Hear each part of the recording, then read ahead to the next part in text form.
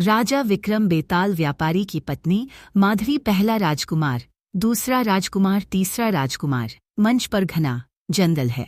विक्रमादित्य बेताल को अपने कंधे पर उठाकर चलते हुए दिखाई देते हैं।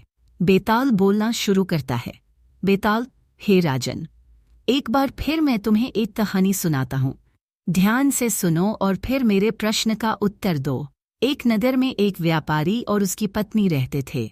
उनकी एक सुंदर और गुणी पुत्री थी जिसका नाम माधवी था। उसकी सुंदरता के चर्चे दूर दूर तक फैले थे। एक दिन 3 राजकुमार माधवी के प्रेम में 3 राजकुमार मंच पर आते हैं। तीनों राजकुमार एक एक कर माधवी के सामने अपने प्रेम का इजहार करते हैं। पहला राजकुमार, हे माधवी, मैं तुम्हारे लिए अपने राज्य का त्याग कर सकता हूँ। कृपया मुझे अपना जीवन साथी बनने का अवसर दें।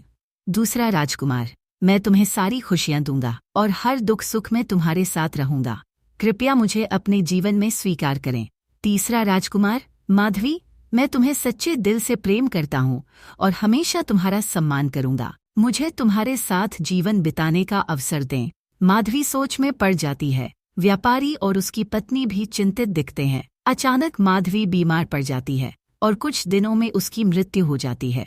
तीनों राजकुमार बहुत दुखी हो जाते हैं।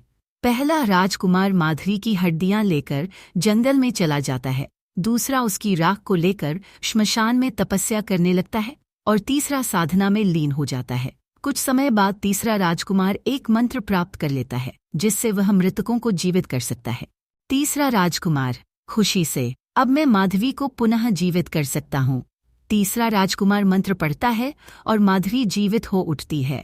तीनों राजकुमार प्रसन्न होकर फिर से माधवी का हाथ मांगते हैं। मंच पर दृश्य समाप्त होता है। विक्रम और बेताल फिर से मंच पर आते हैं।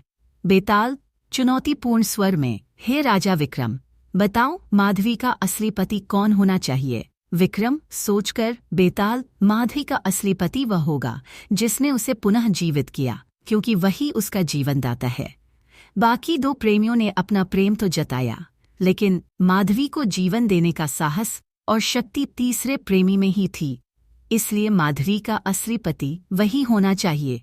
जैसे ही विक्रम अपना उत्तर देता है, बेताल जोर से हंसता है और उड़कर वापस पेड़ पर चला जाता है। विक्रम थककर फिर से उसे पकड़ने के लिए वापस लौटता है।